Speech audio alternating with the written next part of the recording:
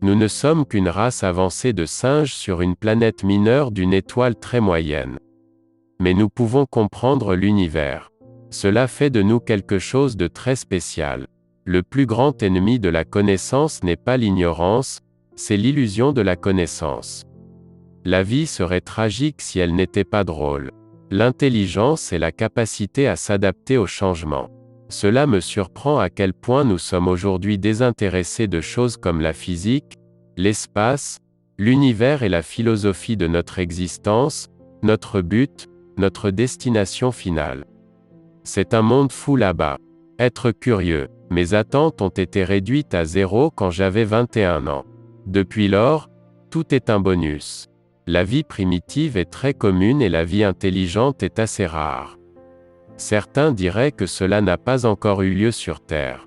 Je pense que les virus informatiques devraient compter comme la vie. Je pense que cela en dit long sur la nature humaine que la seule forme de vie que nous ayons créée jusqu'à présent est purement destructrice. Nous avons créé la vie à notre image. Mon objectif est simple, c'est une compréhension complète de l'univers, pourquoi il est tel qu'il est et pourquoi il existe. J'ai remarqué que même ceux qui affirment que tout est prédestiné et qu'on n'y peut rien changer continuent de regarder des deux côtés avant de traverser la rue, bien que je ne puisse pas bouger et que je doive parler via un ordinateur, dans mon esprit, je suis libre.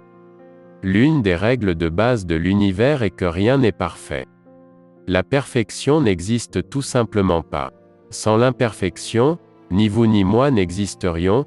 Il y a une différence fondamentale entre la religion, qui est basée sur l'autorité, et la science, qui est basée sur l'observation et la raison. La science l'emportera parce qu'elle fonctionne. L'univers ne permet pas la perfection. L'inconvénient de ma célébrité est que je ne peux aller nulle part dans le monde sans être reconnu. Il ne me suffit pas de porter des lunettes de soleil foncées et une perruque. Le fauteuil roulant me trahit. Je n'ai pas peur de la mort, mais je ne suis pas pressé de mourir. Si le voyage dans le temps est possible, où sont les touristes du futur? Non seulement Dieu joue aux dés mais il les jette parfois là où on ne les voit pas. Vous ne pouvez pas comprendre les gloires de l'univers sans croire qu'il y a un pouvoir suprême derrière lui. Les gens qui se vantent de leur QI sont perdants. Je ne pense pas que la race humaine survivra les 1000 prochaines années, à moins que nous ne nous étendions dans l'espace. Le truc avec les gens intelligents, c'est qu'ils ressemblent à des fous pour les idiots. Limiter notre attention aux questions terrestres reviendrait à limiter l'esprit humain.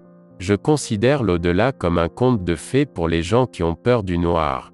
Si jamais des extraterrestres nous rendaient visite, je pense que le résultat serait un peu comme lorsque Christophe Colomb a débarqué pour la première fois en Amérique, ce qui ne s'est pas très bien passé pour les Amérindiens.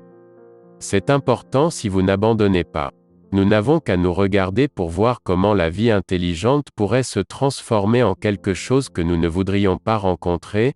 On est toujours loin de résoudre un problème jusqu'à ce qu'on ait réellement la réponse. L'idée de 10 dimensions peut sembler excitante, mais elle causerait de vrais problèmes si vous oubliez où vous avez garé votre voiture. Le temps et l'espace ont une étendue finie, mais ils n'ont ni limite ni limite. Ils seraient comme la surface de la Terre, mais avec 2 dimensions supplémentaires. J'aime la physique, mais j'aime les dessins animés.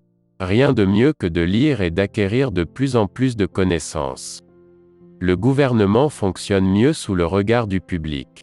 En l'absence d'un tel examen, des abus se produisent. Il n'est pas certain que l'intelligence ait une valeur de survie à long terme.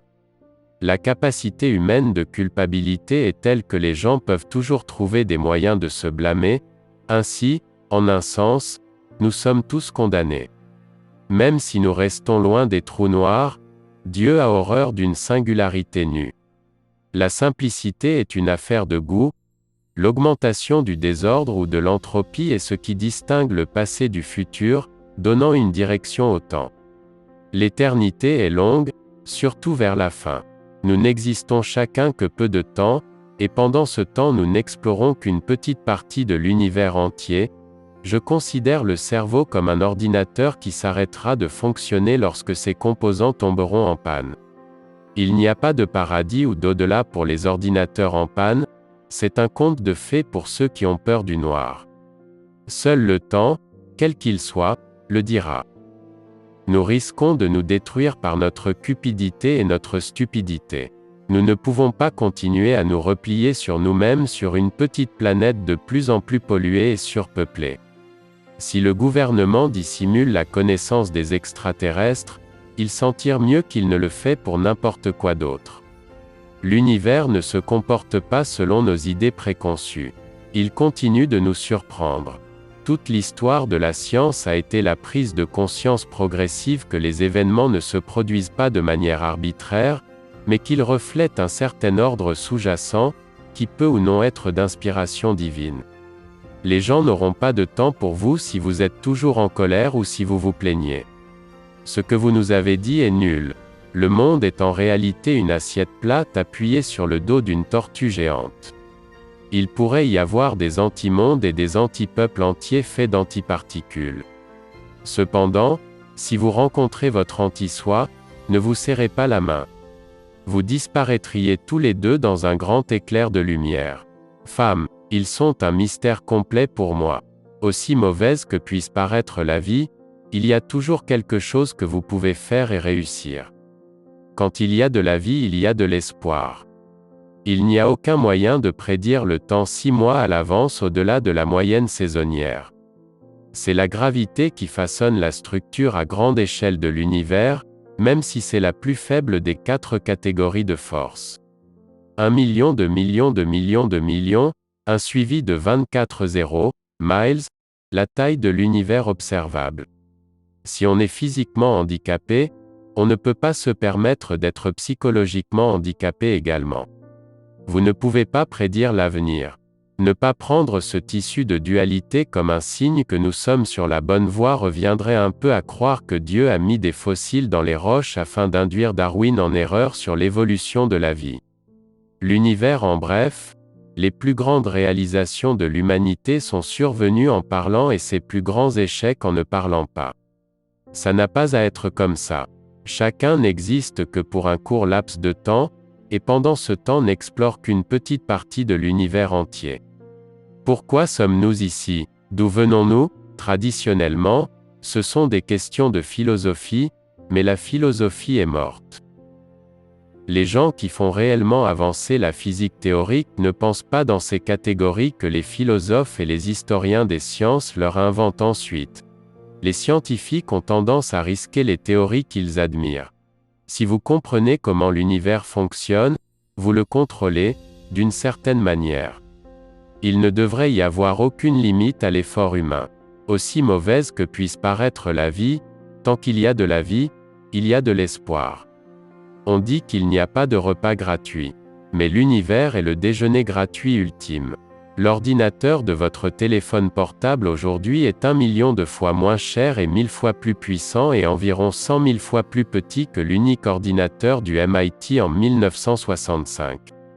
Cela signifie qu'il faudra environ 1 milliard de millions de millions de millions d'années pour que la Terre rencontre le Soleil, il n'y a donc pas lieu de s'inquiéter dans l'immédiat. Bien que la mécanique quantique existe depuis près de 70 ans, elle n'est toujours pas comprise ou appréciée, même par ceux qui l'utilisent pour faire des calculs. Nous savons maintenant que notre galaxie n'est qu'une des quelques centaines de milliards que l'on peut voir à l'aide des télescopes modernes, chaque galaxie contenant elle-même quelques centaines de milliards d'étoiles. Dans un univers infini, chaque point peut être considéré comme le centre, car chaque point a un nombre infini d'étoiles de chaque côté.